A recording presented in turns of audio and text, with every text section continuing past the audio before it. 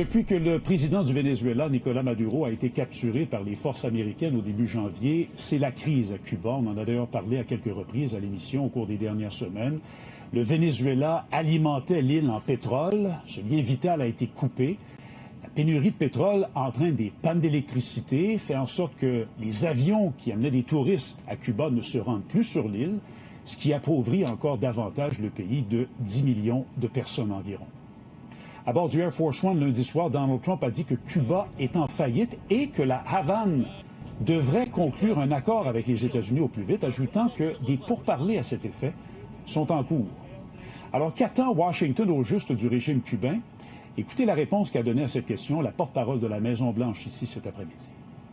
We obviously want to see flourishing and prosperous democracies all over the world, especially in our own hemisphere. I'm not dictating any actions the United States may take to get there, but of course, that's in the United States' best interest to have Cuba be a truly free and prosperous democracy. Avec nous ce soir pour parler de tout ça, Gilles Barry, que vous reconnaissez sûrement. Il est un ancien ministre péquiste qui connaît bien l'Amérique latine, ayant notamment dirigé le bureau d'Hydro-Québec International au Chili. Il nous parle depuis le Mexique ce soir. Monsieur Barry, bonsoir et merci d'être des nôtres. Première question, quand vous entendez Mme Leavitt à la Maison-Blanche dire que le gouvernement cubain doit faire des changements importants et vite, qu'est-ce que vous pensez qui est demandé au juste? Bon, moi, je pense d'abord que c'est pas demain la veille. Les vrais pourparlers actuellement, ils se font.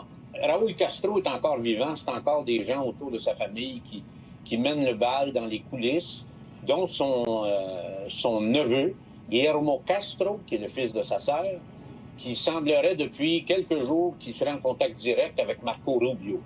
Alors, M. Fillon, il n'y aura pas de changement de régime demain matin à Cuba, là. On est devant une crise d'abord humanitaire, une crise d'approvisionnement alimentaire, une crise économique sans précédent. Là où je suis d'accord avec le président Trump, c'est que le pays est quasiment en faillite.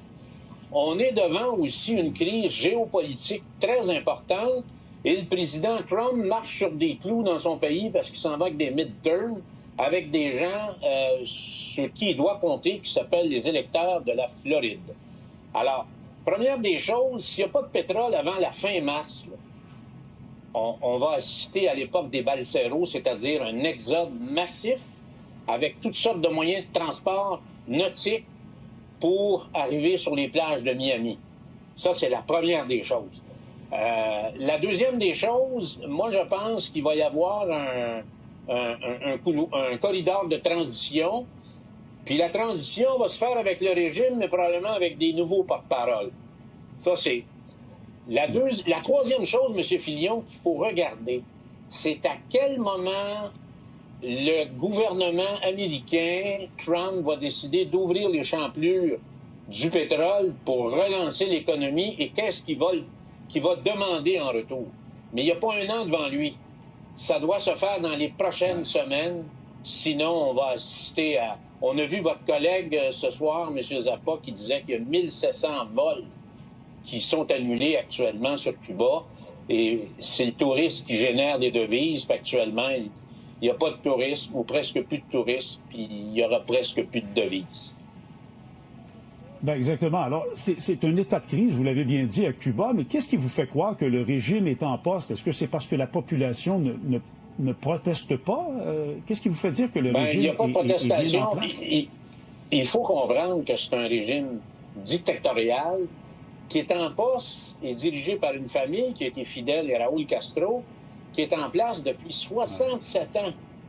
Et l'autre chose, M. Fillon, les États-Unis ne veulent pas répéter l'erreur de l'Afghanistan. Donc, il n'y aura pas des Marines qui vont débarquer demain matin pour créer un choc et une guerre civile. Oubliez ça. Vous voyez, au Venezuela, ça s'est fait short and sweet, rapidement, efficacement. Ça s'est fait dans une nuit, mais il ne se passe pas d'autre chose. Alors, moi, je pense qu'on Donc, les gens ne manifestent pas, M. Barry, mais est-ce qu'il y a une alternative au régime communiste qui est prêt à prendre le pouvoir?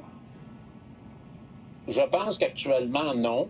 Et c'est probablement pour ça aussi. Au Venezuela, c'est plus évident. Et moi, si j'avais un 2 à mettre ce soir, il y aura des élections libres au Venezuela avant Cuba, ça c'est sûr. Je le vois par la pression des présidents en Amérique latine et par toutes sortes de conciliabules qu'il y a avec des ex-candidats et tout ça. Alors, on est en train de préparer ça et moi, je pense qu'on est dans un mode de transition au Venezuela et on pourrait voir d'ici un an probablement des élections appelées par l'Assemblée nationale. Mais à Cuba, c'est vraiment pas le cas, là. Alors, puis le problème, c'est qu'à Cuba, encore une fois, on peut se retrouver avec une crise importante. C'est une question de temps. Le compteur tourne en termes de temps. Et moi, je dis, s'il n'y a pas de solution à très court terme d'ici la fin mars, là, on va avoir vraiment des problèmes. L'administration Trump menace d'imposer des tarifs à tout pays qui fournirait du pétrole à Cuba. Mais devant la crise là, qui est en train de devenir de plus en plus grave, certains disent que le Canada doit agir, doit fournir du pétrole. Vous en pensez quoi? Le Canada doit jouer. Écoutez, le Canada a été sans aucun doute un des bons partenaires de Cuba depuis la Révolution. Et je pense qu'en envoyant des touristes québécois principalement et canadiens, c'est clair que ce secteur de l'économie a été enrichi d'entrée de devises, etc., par le tourisme canadien. Le Canada a toujours eu des bonnes relations avec Cuba, alors je pense qu'il pourrait jouer le rôle de trait d'union. Définitivement que le Canada a un rôle à jouer dans cette crise-là, et j'espère que vous parlez d'envoyer... relations... Oui, allez-y. Vous parlez, excusez-moi de vous interrompre, vous parlez en terminant d'envoyer des touristes en quelques secondes. Iriez-vous en vacances à Cuba dans le contexte actuel? C'est probablement le pays le plus sûr. Là, cherche à voir si tu peux avoir un avion pour revenir. Alors, le problème, c'est pas d'être là-bas, c'est d'avoir d'abord un hôtel qui fonctionne. Alors, c'est un risque, définitivement. Et là, je pense que de plus en plus, plus qu'on avance, M. Filion, c'est que les conditions d'entrée et de sortie vont être extrêmement compliquées et complexes. Si tu n'as pas d'avion, tu peux pas y aller, puis tu peux pas revenir, puis ça te prend de la bouffe, hein, pour passer ta semaine. Et ça devient extrêmement compliqué parce que, bon, on a l'impression que c'est très confortable à Cuba par des temps qui courent. Non. Monsieur Barry, merci beaucoup d'avoir pris le temps de nous parler ce soir. Merci, je rappelle Gilles Barry, ancien ministre péquiste, spécialiste de l'Amérique latine. À la prochaine, M. Barry. Merci, M. Filion.